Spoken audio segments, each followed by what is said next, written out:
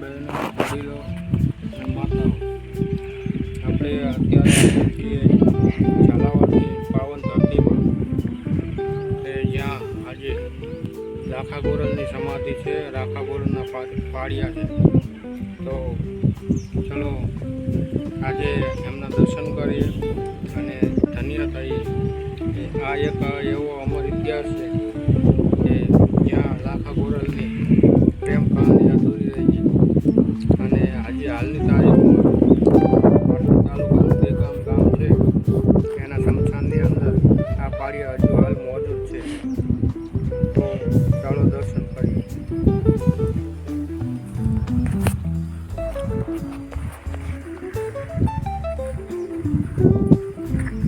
તો જો મિત્રો, આ લાખા ગોરલના પાળિયા છે અને આનો બહુ ખૂબ જૂનો અમર ઇતિહાસ છે જે આપણે જાણીશું. આ લાખાનો પાળિયો છે, આ માતા ગોરલનો પાળિયો છે અને આ એમના ભાભી છે. તો આ પાળિયાનો ખૂબ જૂનો ઇતિહાસ છે અને ખૂબ સારો ઇતિહાસ છે. તો આ લાખાની વાત એવી હતી અને ગોરલની કે આ દેગામ ગામ હતું એ આયરોનું ગામ હતું. અને આ બાજુ તમે જો, આ બાજુ રણવટી, આની પાછળ રણ છે અને રણવટી અને 30 કિલોમીટર ઝીંઝવાડા ગામ છે રણના હામા કાંઠે. અને આ રણના આ કાંઠે દેગામ ગામ છે. તો જોઈ શકો છો તમે, આ દેગામ ગામ છે અને અહીંયા લાખા ગોરલનો પ્રેમનો અમર ઇતિહાસ થઈ ગયો. આ ઝાલાવાડની ધરતીમાં સુરેન્દ્રનગર જિલ્લામાં પાટડી તાલુકાનું દેગામ નાનું એવું ગામ છે રણના કાંઠે. અને લાખાના તો લગભગ બીજો પણ ક્યાંક ઇતિહાસ છે, પણ અહીંયા તો છે જ. લાખો રણમાંથી સીધા પગે આવતો હતો અને દર મહિને પૂનમના દિવસે આવતો હતો અને ગોરલને મળી અને ત્યાં પાછો રિટર્ન જતો રહેતો હતો. અને પાછા પગે જતો અને આવતો ત્યારે હાંઠીકા ખોળતો આવતો અને રિટર્નમાં જતી વખતે પાછા પગે હાંઠીકા વીણતો જતો અને દર પૂનમે મળતા. છેલ્લી વખત લાખા મળવા આવ્યા ગોરલને ત્યારે ખપાટિયા ફાડી અને અંદર ઉતરાતા મોભારેથી. તો ઉપર મોભારેથી કમરમાંથી કટાર છૂટી હતી, ગોરલના પેટ વાગી હતી અને અહીંયા ગોરલની ચિતા સળગતી નહોતી. ત્યારે લાખો ઝીંઝવાડાથી પાછો રિટર્ન આવ્યો હતો. અને જે લાખો પોતે, આ પહેલો ઇતિહાસ એવો છે કે સ્ત્રી અને પુરુષ પોતે ચિતાએ ચડે, બાકી હજી સુધીમાં એવો કોઈ ઇતિહાસ થયો નથી.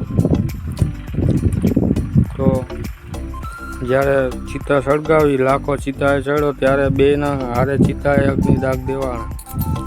અને આ ત્યારનું એના યાદી નિમિત્તે આ પાળિયા છે અને હજુ હાલમાં પણ આ અડીખમ ઊભા છે.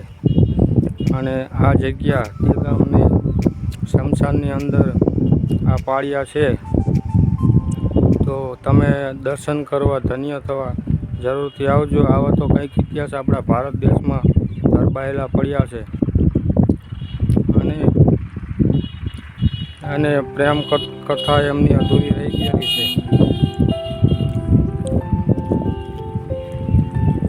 તો આ જગ્યા લાખા ગોરલની છે, સ્મશાનની અંદર છે. જુઓ, આ સ્મશાન છે અને અહીંયા પાછળ રણ છે.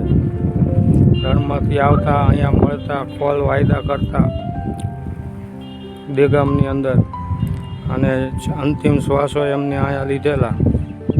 તો આવો લાખા ગોરલનો અમર ઇતિહાસ ઝાલાવાડની ધરતીમાં તમે જોઈ શકો છો કે પાળિયા હજુ પણ એના મોજૂદ છે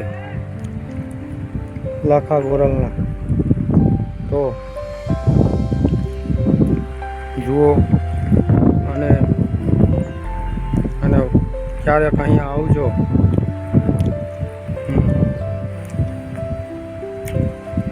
એ પાળિયા સાક્ષી પૂરે છે અને કહેવામાં એવું આવે છે કે જો કોઈ દીકરા દીકરીના સગપણ ના થતા હોય અને અહીંયાની માનતા માને બાધા માને કોઈ શ્રદ્ધા પૂરો તો એમના દીકરા દીકરીના સંબંધ થઈ જાય છે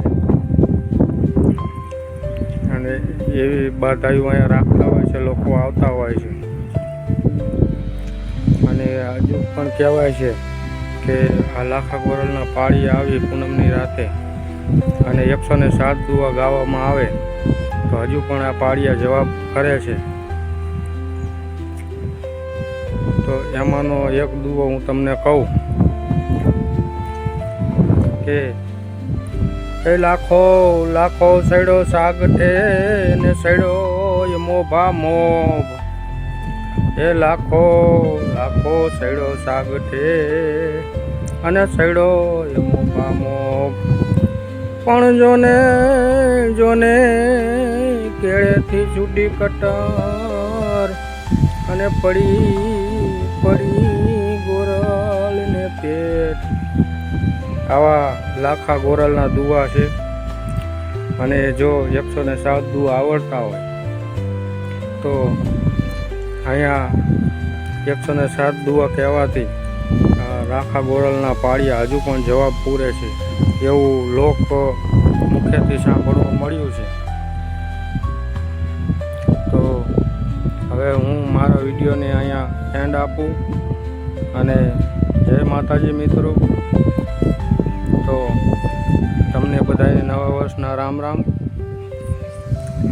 અને મારી ચેનલનો આ વિડીયો જો ગમે તો લાઈક શેર સબસ્ક્રાઈબ કરજો અને આગળ હજુ બીજા વિડીયોમાં ક્યાંક તમને નવા ઇતિહાસમાં તમને બતાવીશ કે ત્યાંના ઇતિહાસ શું છે. તો આપણી આ વિલોગ ચેનલ આના માટે જ આપણે બનાવેલી છે. તો તમને કંઈક નવું જાણવા મળે, આપણા જૂના ઇતિહાસો જે દબાયેલા પડ્યા છે એને ઉજાગર કરવાનું કોશિશ કરું છું મારી રીતે હું. તો આ વિડીયો બનાવતા ઘણી મહેનત લાગે છે તો તમે જરૂર લાઈક શેર સબસ્ક્રાઈબ કરજો અને કંઈ એવું લાગે તો તમે કમેન્ટ પણ જરૂરથી કરજો. જય માતાજી.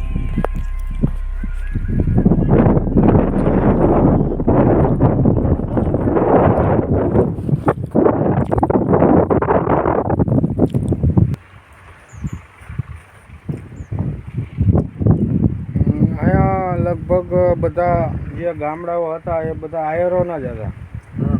હા.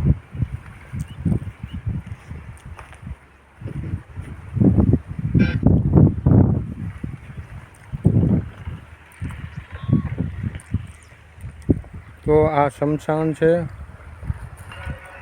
અને આ શમશાનની પવિત્ર ભૂમિ છે મિત્રો. અને આ ગામની પાછળના ભાગમાં શેવાળા ભાગમાં આ શમશાન છે. તો આ ઝાલાવાડની ધરતીમાં આવો તો અચૂક આવજો.